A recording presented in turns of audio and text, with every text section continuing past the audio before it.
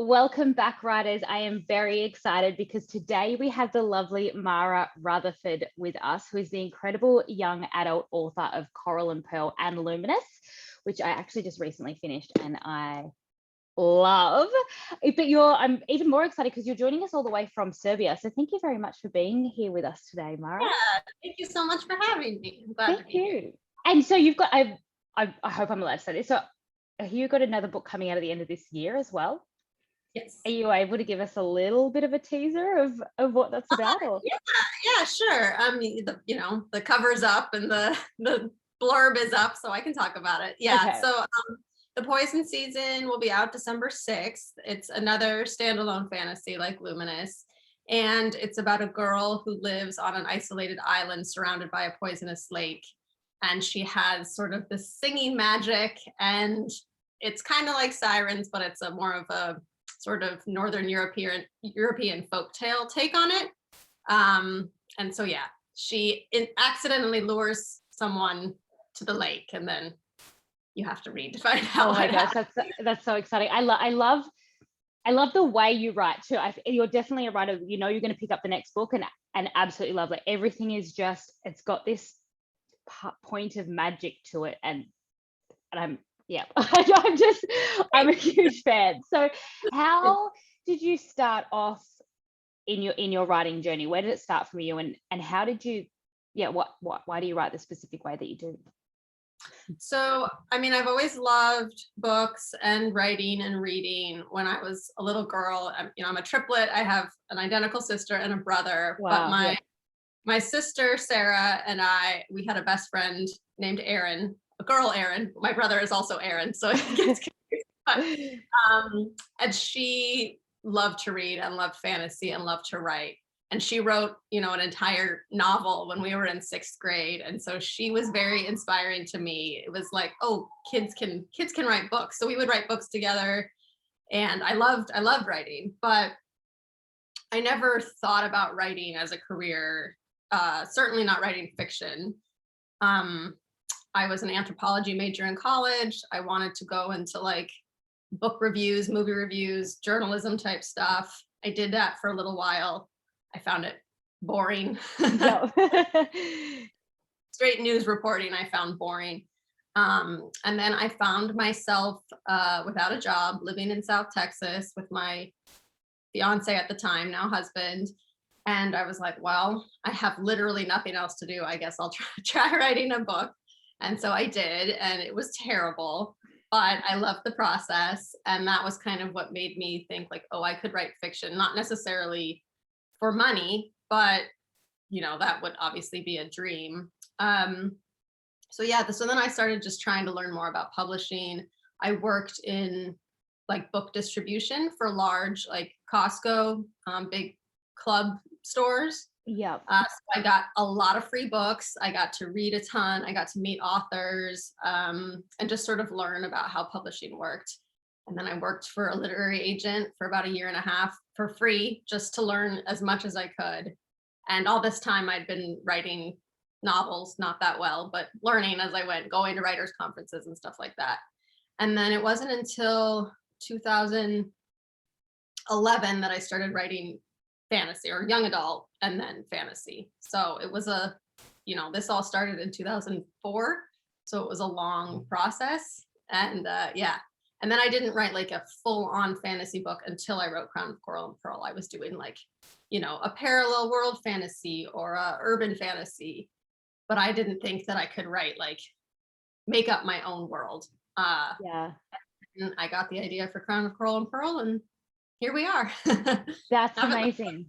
Yeah, so that's an awesome story. Firstly, I love how you've got into distribution and then working for the literary agent and just the full process.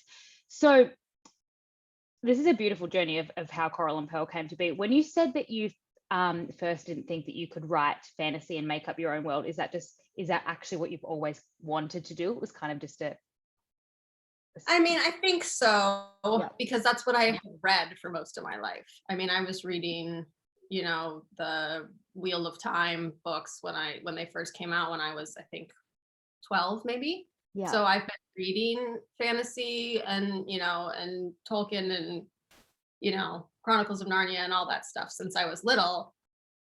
And it's always what I've loved reading. But yeah, I think I've always kind of had that doubt about myself. The same thing with art. Like my sister is really creative as an artist, and I've always been like felt like I was competent, like I could copy someone else's drawing, but I didn't have the imagination to create my own. So I think it was kind of like it took me a long time to get to a point where I believed in myself enough to do it. Yeah. And even then, I'd had a book that hadn't sold at that point, so I really didn't necessarily have the reason to think that I could do it. But then once I did it, I was kind of hooked on it. So. Yeah. And how did you know that Coral and Pearl was the one? Had you tried to publish other works of yours before that? And yeah. Yes. I mean, I've been trying to get an agent for a long time at that point. It took me 10 years to get my first agent. And then that book didn't sell. It went on submission and got some nibbles, but didn't sell. Then broke up with that agent, which was really difficult. And I'd already written Coral and Pearl at that point. So I queried again. That was like the next book that I tried to get an agent for. And I ended up having a lot of interest in getting 3 offers from agents. So that was definitely validation that I needed at that.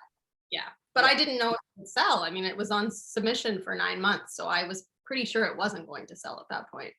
And I'd already written Luminous, and I'd already written another book, which will be my 5th book. So those ended up selling much later. So I didn't know what was going to happen. Yeah, I want to come back to that 10-year process, but just since you brought it up, I think this is another really great topic to go into. It's you've already written, like, from when you wrote Luminous or you wrote Coral and Pearl, compared to when they actually get published. What is the year, like, how is the distance of years between that for you? And how do you go when you're writing a piece and then, a book so many years ago comes out, and how do you go with that process? Are you patient? Like, no, I'm not. I think a lot of writers will say, oh, I'm so impatient. I know I just need to give it time. And I'm always like, no, you're not impatient. This industry is just maddening because everything takes forever. Yeah. And then you're on deadline and everything's expected to be fast. And then you have to wait and wait and wait. And you don't know when it's going to end. Like I always say, if I could have gone back, 18 years ago and told myself, it will happen someday, you have to keep trying, it would have been like a huge relief just to know that it would happen. Because for so many years, I was just trying and thinking, this could never happen. Like I couldn't maybe never have a book be published. So it's definitely hard. I don't know why I kept going. I think there was just this small part of me. First of all, I wanted it really badly, but also this very small part of me that obviously did believe in myself, or I wouldn't have kept going. But and I would always get little boosts from people in the industry, like an agent saying, this isn't quite there, but you have something, or going to a conference and pitching and someone saying, like, I like this, just enough little crumbs that I was like, okay, I'm not crazy for thinking this could happen. So that helped a lot. That kept me going for sure. And also that I didn't have another career really. My husband was in the military and now he's in the Foreign Service. So we move a ton. So I was never going to have a traditional career. That just wasn't going to be possible for me as long as we were moving around the world. So I had even more like impetus for wanting it to work, because this really is the perfect job for our lifestyle now that it works. But for a long time I wasn't getting paid to do it. So I did have other jobs, but nothing that was like a career I was passionate about. So so the number of years that it took, I mean, I wrote Crown of Coral and Pearl in 16. Trying to think. I like have everything in my head about what country I was living in at the time. It was in Peru. So I think I started it at the end of 2015. And then, I didn't sell it until 2017 when we had just moved back to the United States. And then it didn't come out till 2019. So that was a long time. Yeah. And then it's like a brand new book again too, I guess. It's like, so especially when you've had that long of a process, it's like rereading it again when it gets to that point. You're like, oh, that's excellent. Now, so you move around a lot. How does that go with your inspiration, your imagination? Does that help with your stories as well, being in these new places? Yeah, it's huge for me. I think it would be a lot harder for me to world build if the only world I knew was the one that I'd lived in my whole life. yeah, So I definitely pick up little bits of inspiration from things I hear about the places I'm living or the folklore of wherever I am. And yeah, that definitely keeps my imagination going for sure. yeah. That's awesome. And with some advice to pass on to our writers right now who are going through that long rejection phase, maybe they've been writing for close to 10 years. What would you pass on to those people?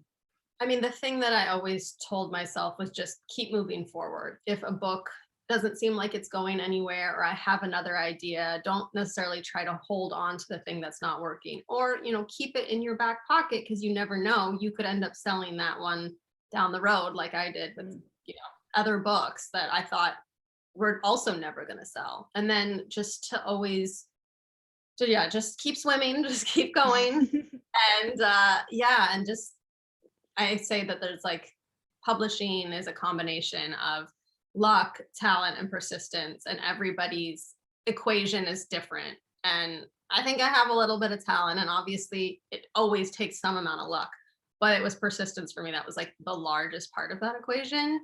And I was just going to keep doing it until someone finally like opened that door for me. And everyone I know who has been writing for a long time, who hasn't given up, has gotten there eventually. So hopefully it doesn't take you 10 years or 15 years to publish a book like it did me. But if you want it, if you love it, then just keep going.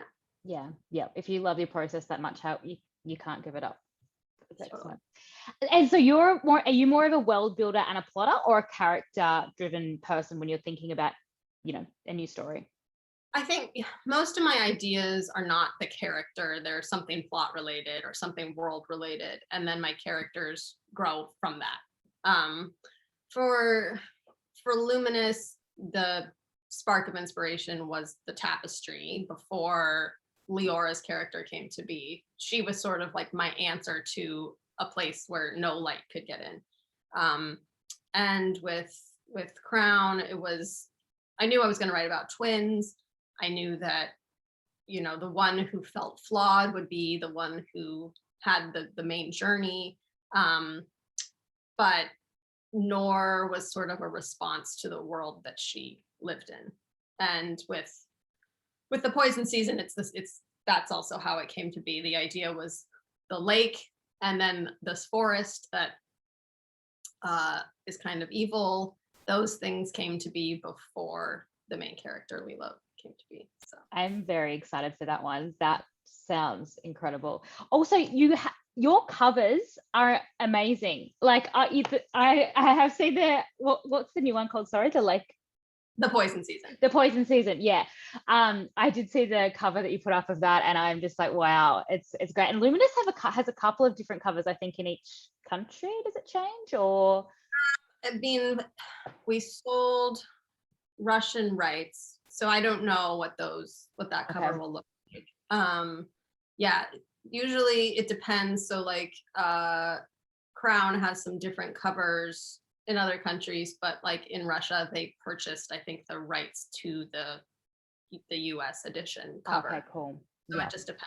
But I covers, like, I mean, obviously I love a pretty cover. Yeah. As an adult author, it matters a lot. Covers are really important, I feel like, and I've been very, very lucky.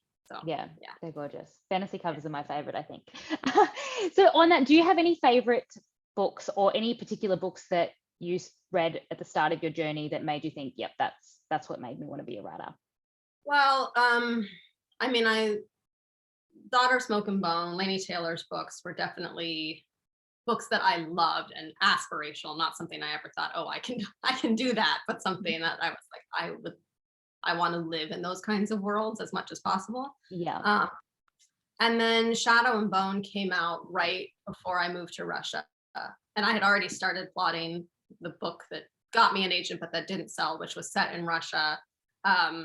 So that was kind of before there was this huge influx of Russia books. And I decided I wanted to have lived in Russia before I started really writing it, because I didn't actually know anything about Russia before I lived there. So yeah, so that definitely like helped inspire me. I love Maggie Stiefvater's books. I love like the Scorpio Races, I feel like is the perfect standalone.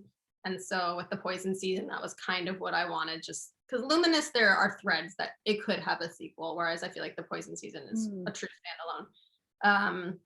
I love Margret Rogerson's books, like Sorcery of Thorns. I love fantasy writers where it's not like super complex world building, where it's very character driven and I feel like I can immerse myself quickly. I'm not constantly like, wait, where on the map am I? Or, what word is this that I don't understand, or name I can't pronounce. Sort of accessible fantasy, I guess, is what I would say I like most. So yeah, that's excellent. And is there anything else that you want to achieve in your career when it comes to writing? Do you have any other goals, or I'm sure there's many more, and I'm sure you've already sitting on lots of books that are waiting to come out, but is there anything that you kind of got your eye set on specifically, or? Yeah, well, I'd love to be in a major book subscription box and have some special editions. I think that would be amazing. I want to write another duology, and I have written the first book of what I hope will be another duology, although I haven't shown it to anybody yet, so I have no idea what will happen with that one. I would love to keep publishing a book a year, which will of course just depend on if I continue to sell that many books, but it's a good pace for me. I like it. I have a lot of ideas. That was the one good thing about writing for so long without selling anything, was that Crown was my 9th manuscript that I'd completed. So I knew that it wasn't like it was the first thing I'd ever written. I'd spent 5 years working on it, and then I was going to have to write something else under tight deadline. Like I had kept moving enough to know, like, I have more ideas. And I set deadlines for myself. Like I can meet these, demands. So that has really, even through the pandemic, I've been able to keep up my same schedule, even with homeschooling my kids and all those things. So that has given me the confidence that I hope I have the opportunity to keep publishing more books for sure. Yeah, absolutely. And what does your current schedule look like, or even how has it changed from now to when you first started? I think when I first started, I was actually more devoted because I wanted it so bad. And so like when my kids were really little, I would stay up late at night. I would cram all the writing I could into their nap times. I was kind of like driven in a way. I feel a little more relaxed now that I've actually published some books. So I don't feel like that panic that I kind of felt, or like I was racing against the clock all the time. Originally my goal was like, I'm going to be published by the time I'm 30. And then that came and went like 5 years. And so I don't feel that kind of pressure anymore. I don't feel like I have to work every single day. If I have a deadline, then I work every single day. But if I'm between deadlines and we're going on a family vacation, I try to like separate my work from that. I try not to work when my kids are home, because I try to spend that time with them. But of course, when they weren't in school because of Rona, I didn't have a choice. And that was challenging. This is the guest bedroom. And I was like, I had a desk upstairs, but it's in like a loft. There was no door. I was like, no, I need a door. Like I have to be able to separate myself from everybody. And it was hard, but yeah, I think I never got super precious about like my process, because I never had that opportunity. Like I had small kids and we were moving, and so it was like, you have to just make it work if you want this. And yeah. So there's no specific things that you do to help you feel creative, that the stories just kind of come to you? And I feel like every time I finish one story, I'm always like, will I get another idea? Like, when's it gonna come? And then as soon as my brain is kind of freed up from the one thing that I'm working on, something always comes. And it usually comes from another book or a magazine article or a TV show or music, some other creative thing will kind of give me some little spot. I feel like you just have to be receptive to the ideas, and then they're definitely out there. Yeah. I don't ever go looking for them. They kind of find me, which Yeah. is fortunate, I guess. But Yeah. yeah, I mean, I certainly, like, it takes me a while to get in the flow state of drafting, especially. And if I had, a perfect situation, I would probably go somewhere for 2 weeks and have no interruptions and just let it out. But yeah, it just hasn't worked out that way. I haven't gone on any kind of retreat or anything for 2 years since before the pandemic. So I try to have 2 to 3 hour chunks of time, ideally. When I lived in Peru, I had a full-time maid / nanny helping me, which was huge. So I could write for like 6 hours straight, which I think is how I rewrote the book that had gone on submission and didn't sell. I wrote Crown, I wrote Luminous, all during this short span of time because I had that time. But now, I mean, I've drafted the most recent thing I wrote. It probably took me 4 months, and it was, I'm very like goal oriented. So if I say I'm going to write 5,000 words that day, I'm going to write 5,000 words that day. Yep. Yeah. Yep. So that's what you do. You give yourself that word limit or time limit, and it's like, yep, this is my time. This is what I'm getting done. Switch off from everything else, and that's that. Yeah. Get lost in the story. And what is your favorite part of the process? Is it the drafting, or yeah.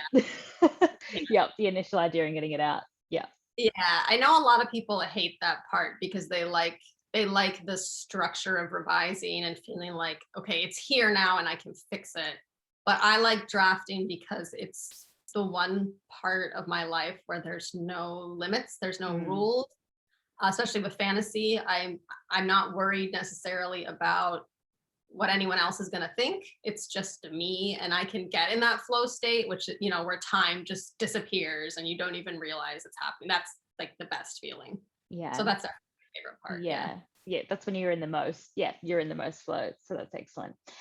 Is there any other books or anything that you would recommend for writers to read on the process of writing, or persistence, or anything that helped you get through? Yeah, I mean, I've read the ones that, everybody talks about, like Bird by Bird and Stephen King's On Writing. And they're all great. I think the outline that I tend to use, I'm not a huge outliner, but I do like to have sort of a rough idea of where I'm going. The Blake Snyder's Dave the Cat beat sheet is sort of what I use. You can find it online. You don't have to read the book. But no, I think a lot of people get bogged down in feeling like they have to have a process, or they see authors who have like 50 note cards all on a wall that they're moving around, and that's really intimidating. I don't write like that. I have maybe like a 10-point outline that I follow, and then I do let myself get kind of lost in the story and let it take me where it wants to go. And so far it hasn't let me down. There's always a point at like the 2/3 mark where I'm like, okay, I know where it's gonna, like what the climax is gonna be, but now I gotta get there. And I, at that point, maybe need to go back and outline a little bit more clearly so I know what I'm doing. But I like the surprises of not having a total set out plan, where you like write something and you don't know what it's gonna mean, and then 100 pages later, you're like, oh, I planted that seed, which I didn't know I was doing. Like, that's such a great feeling. So I think people just need to just trust themselves a little bit and not feel like, oh, well, this person writes, 10,000 words a week, or this person, has to have, these 3 hours every morning that they use, or they have to have the right food, or they have to be in the right spot, or I have to do it, I have to have it completely planned out ahead of time. Like, just, it's not going to look, for what your process is not going to look like anybody else's process, and that's okay. And do what works for you. Whatever allows you to like get your butt in the chair the next day and feel excited about writing is your process, 100%. And I'm so glad that you said that. That is kind of the reason why I put this podcast together, because there is no one way of writing, and it's whatever works best for you. And throughout these interviews, you know, people are able to see that. And or even just if you try something that someone else has, like, oh, actually that's what works best for me, rather than like there's this one way. It's creativity. There will never be one way to it. So that's great. I'm so glad that you said that. Okay, so I have something very exciting at the end of this. So we're going to give away a copy of Luminous, which is your incredible book, and I cannot wait for more people to get their hands on this. And also your next book, which I'm very, very excited for. But so for someone to win Luminous, they have to answer a writing prompt from you. So what would be your writing prompt that people have to answer over the next week? Okay, so in Luminous, the magic system, which I didn't really think of being unusual at the time, but people have pointed this out, that it's unusual that everybody has a different sort of ability who has magic. That just seemed very normal to me, but Yeah. I guess. And so Leora sort of comes to learn that the most powerful magic is magic with a purpose. So your prompt can be yourself or whatever character you want, has a power that's innate just to them, and how it might be exploited by someone with evil designs. Oh, I love that. That is perfect to the book. And you said that, so this could there be a sequel to Luminous? Or am I? We'll have to wait and see. I wrote it with the idea of there being a sequel in mind, but it sold as a standalone the same way that Crown of Pearl and Pearl did. So yeah. I never say never. I mean, there hasn't been, like, my publisher hasn't indicated anything, but I'm always open to going back to old worlds that I've created. So maybe someday. Yeah, it's fun to revisit. That's excellent. Awesome. I can't thank you enough for coming on today, Mara. And I'm very, very excited to read some of the answers for that prompt as well. I will send you some of the ones that get chosen. So that's really great. Thank you. Is there any other points of advice or anything else that you want to leave the listeners with today? No, just like I said, just keep going. If you love it, it will happen. You know, keep reading the things that inspire you. Keep your imagination open, your ears listening for those little things. Write them down, because they might not seem like anything at the time, but then some other little nugget will come along and you'll put them together and then you have magic. So absolutely. And where can listeners find you if they want to get in contact with you or read some of your books? Through my website, I have a contact me link, or just on Instagram. That's where I'm at the most. And I always respond to DMs. So if anyone has anything, I'm here. I'm always awesome. Here. Perfect. And I'll put all your links in the show notes. Thank you so much. And yes, I'm looking forward to this prompt. Thanks, Mara. Bye. Thank you.